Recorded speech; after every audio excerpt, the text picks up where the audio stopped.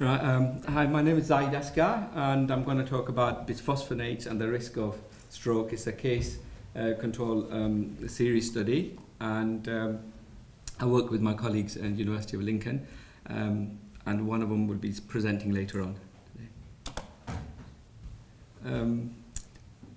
Just to put the research into context, well, we know that there's an increased incidence of CVD related to vitamin D and calcium prescription for osteoporosis, and that begs the question: what about bisphosphonates?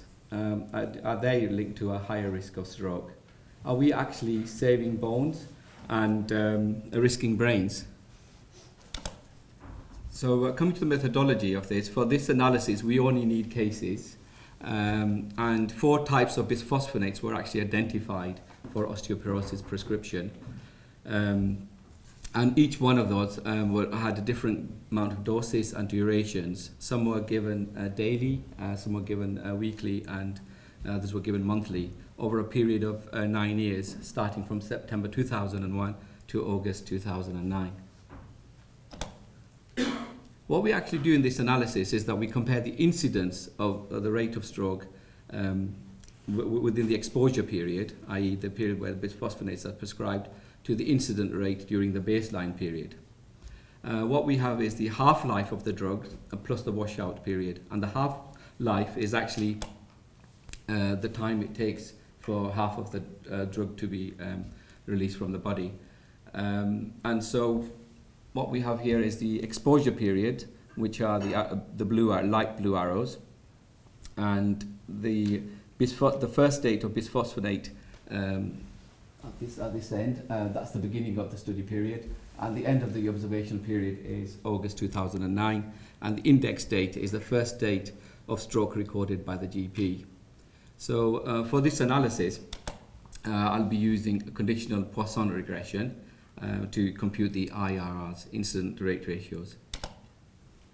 30 seconds left. Okay, the results here show that the 95% confidence intervals overlap.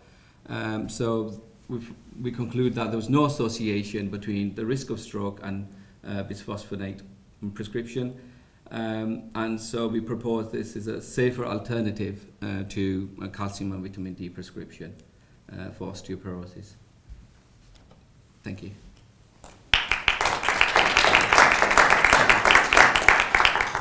Okay, masterly timing, bang on. Questions? Questions? Could there be any other short-term exposures changing during the period when the stroke occurred and the before and after times, or within person confounders? Yes. I mean, the advantage of this analysis is, like I said, it actually takes account of confounders because we're just looking at the individual over a period of time. What we did to actually counter those within the time period was to actually look at it from the prescription of the first bisphosphonate to the end for about within a five-year study period. So it was actually within those 5 years of having a stroke. So it wasn't over a longer period. So hopefully we've mitigated some of the confounding there. But as you know, we can't totally get rid of confounding. Time for one more. What about medication adherence?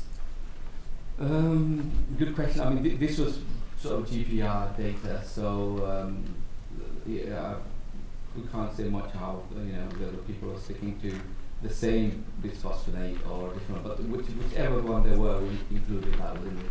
So they might have started off with dailies and moved over to weekly prescription, but they're mostly weekly prescriptions within this. So I mean, in terms of dropouts, we don't know. Okay, that's great. Thank you very much.